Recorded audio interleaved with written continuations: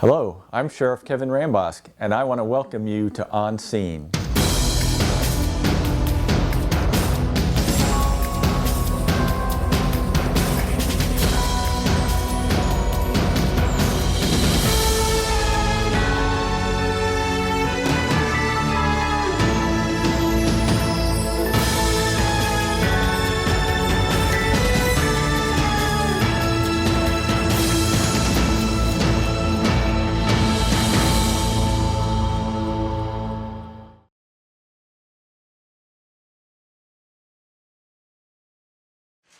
All right, well, thank you all for coming.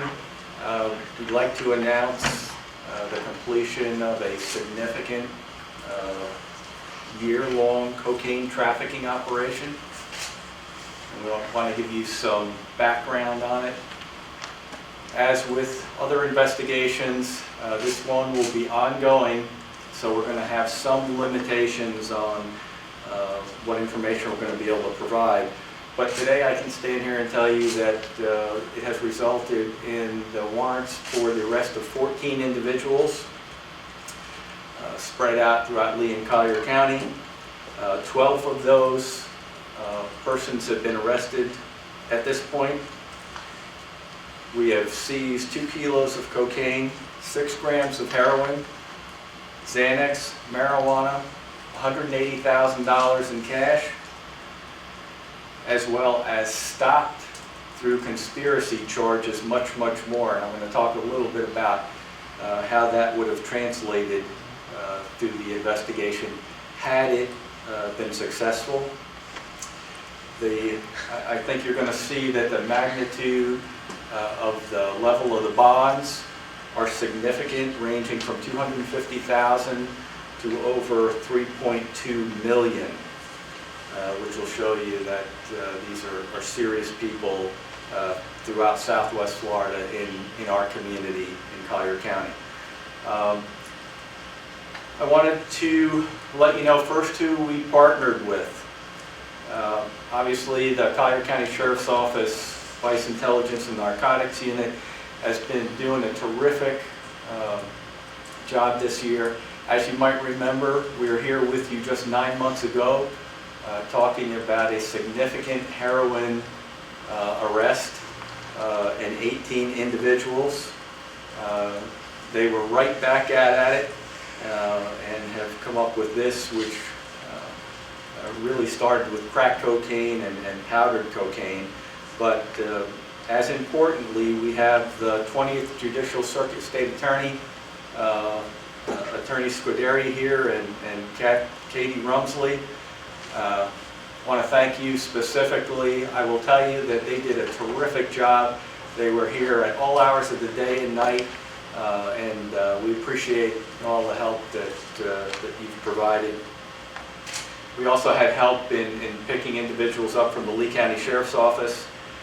The DEA participated significantly, and the Department of Homeland Security. So as with everything we do, we partner with those who may be victimized in our region and beyond, and that's how we all in Southwest Florida become so successful.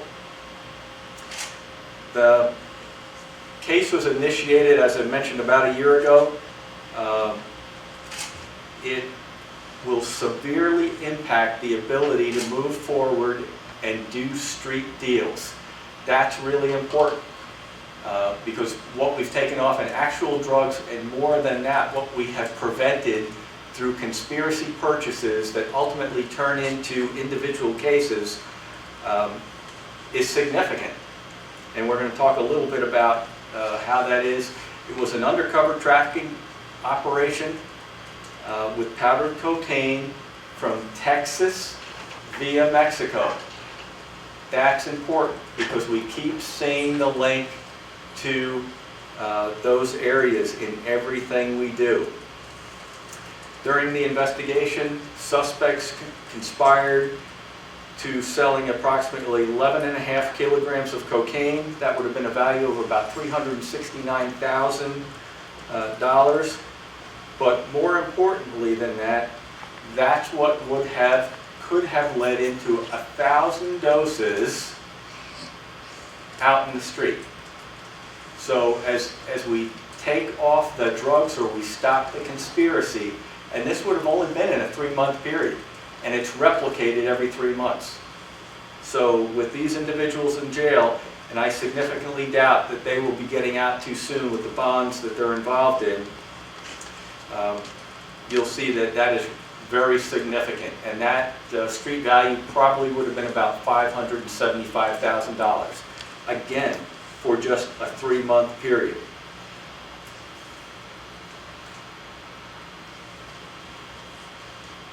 We've got information here and photos. I want to run through quickly the individuals and their bonds and what their initial charge is. More of that information will be found in the information that was put out by the PIO and also over on our display. Lynette Austeel, conspiracy to possess cocaine, $100,000 bond. Victor Casio, trafficking in heroin, $2.5 million bond. No De Jesus, conspiracy to traffic in cocaine, $250,000. Frederick Green, conspiracy to traffic in cocaine, $520,000 bond. Fernando Guerrera, conspiracy to traffic cocaine, $1.25 million in bond. Michael Jackson III, charges RICO in trafficking in cocaine, $2.79 million bond. Eric Martinez, RICO, conspiracy to traffic in cocaine, $3.25 million bond. Florentino Jimenez, conspiracy to traffic in cocaine, $1.25 million bond. Corday Taylor, conspiracy to traffic cocaine, $270,000 bond.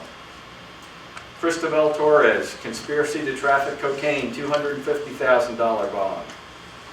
William Washington, conspiracy to traffic in cocaine, $300,000 bond. And Lee Wren, conspiracy to traffic in cocaine, $100,000 bond.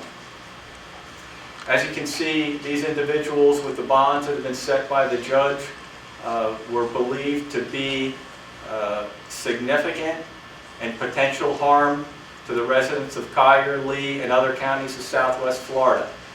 That's what the bonds are set for. We're currently looking for 2 more individuals. We have investigators out there right now. At the point we need your help in locating either one of them, we will provide that information out to you. I suspect more than likely we will be providing you their name and address once they have been picked up. We're in the process of doing that. Overall, we continue our commitment to stop drugs in Collier County and throughout Southwest Florida. We partner together to make that happen. We are going to continue to do it.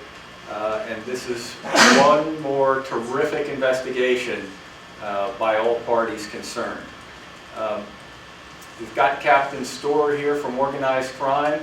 We'll open it up to some questions. If we're able to provide you the answer, we will.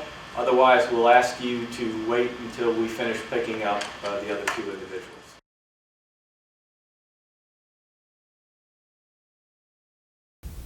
Hello, my name is Corporal Patricia Melendez, and I work for the Collier County Sheriff's Office Safety Traffic Bureau.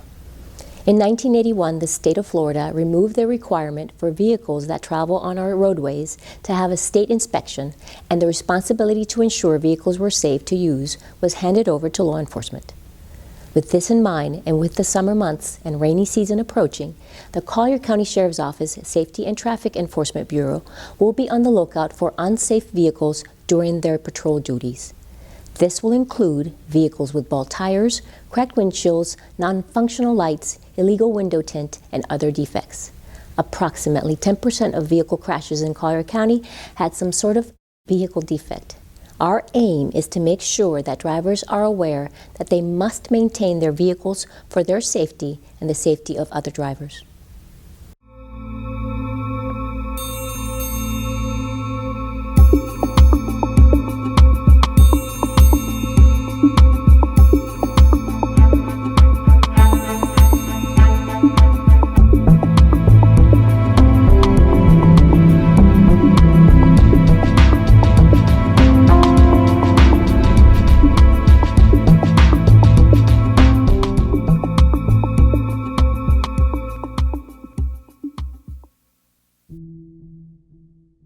On May 12, 1986, at approximately 7:32 a.m., deputies assigned to the Immokalee, Florida district were dispatched to the area of South 4th Street and Boston Avenue in reference to a possible stabbing victim. A search of the area by patrol resulted in the discovery of a deceased Hispanic, possibly Indian male. Preliminary investigative activity revealed the victim had died as a result of a homicide, and no suspects or witnesses to the incident were identified. Hello, my name is Detective William Steele from the Homicide Section of the Collier County Sheriff's Office, and I'm currently assigned to this cold case. During the initial investigation, information was developed that the victim had traveled to Immokalee by way of Guatemala, Arizona, LaBelle, Florida, and eventually arrived in Immokalee in early May of 1986. The name of Sebastian Pascal was developed from a source who reported that he had traveled from Guatemala to Immokalee with the victim and had arrived in Immokalee about a week before the homicide. The men were in a group of about 20 migrant workers seeking work as farm laborers. Half of the group had remained in LaBelle, Florida area, and the other half proceeded on to Immokalee. The source did not believe Sebastian Pascal was the victim's real name because of the majority of the migrants traveling were under false identification. Efforts to positively identify the victim, including coordination with Guatemalan officials, did not produce any viable leads as to his true identity. Over the past 30 years, the case has remained open. Developments in forensic technology have provided for improved composite drawings of the victim as well as the development of a DNA profile. A DNA profile for the victim was obtained with assistance from the University of North Texas, and an entry of the profile has been included in the FBI's combined DNA index system, also known as CODIS. Thus far, no match to any other person has been made. This database includes DNA profiles from contributing family members of missing persons.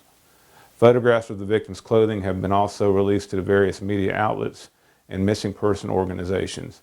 The victim was a small male, about 5 feet 1 inches tall and about 120 pounds. He was believed to be 15 to 25 years of age. He was wearing Western-style clothing, and of particular note was a worn-out black leather belt with a unique belt buckle that was shaped like 4 rifle bullets on a single metal band that pointed tip down. We're asking for your help if you have any information concerning the homicide and any information as to the identity of this victim. Please call the Collier County Sheriff's Office at area code 239-252-9300, Crime Stoppers at 1-800-780-TIPS, or Detective William Steele directly at area code 239-252-0057. Please reference Collier case number 86-27009. Additional information, including photographs of clothing, the belt, and composite drawings, can be found on the Collier County Sheriff's Office website for missing persons.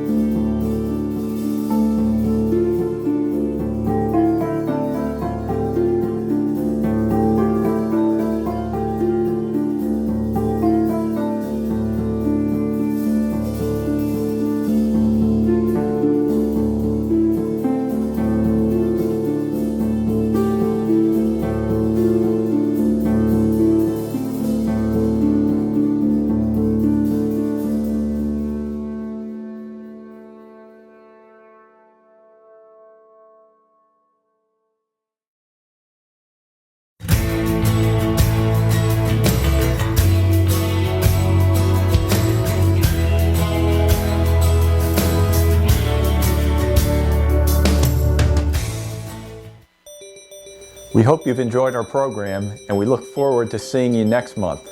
Thank you for being our partner for a safe community.